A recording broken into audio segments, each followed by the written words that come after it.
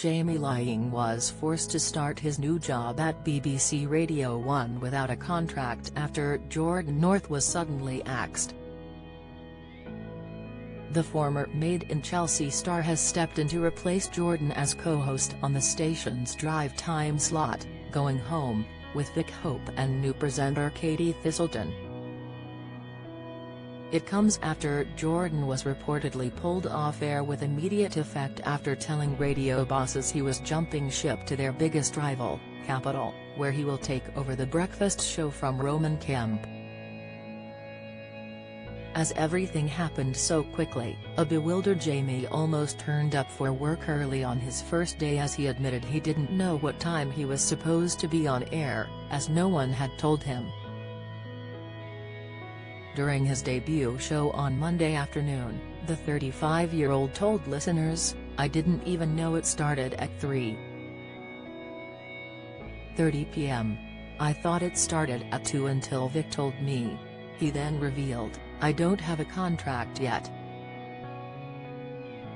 His new co-host Vic, who is married to Scottish DJ Calvin Harris, chimed in, "It's all change here on Going Home. You go off and do countdown, you go to Lapland and hello Katie and Jamie. What's the worst that can happen? I know it was a whirlwind. A lot of things happened very quickly." Fellow newbie Katie then joked, "It's classic first day vibes here. I'm locked out my account as I've forgotten my password." Jamie doesn't have a BBC login account. The new lineup comes as it was announced former Going Home host Jordan would no longer be presenting the show. And if the news Jordan was leaving Radio 1 came as a shock to listeners, it came as an even bigger one to him. The Mirror revealed how the DJ was blindsided by news of his departure, which was issued without his prior knowledge after BBC bosses learned of his new job. A source said there were tensions running high for a few months surrounding Jordan's departure after he let producers know he wanted to go.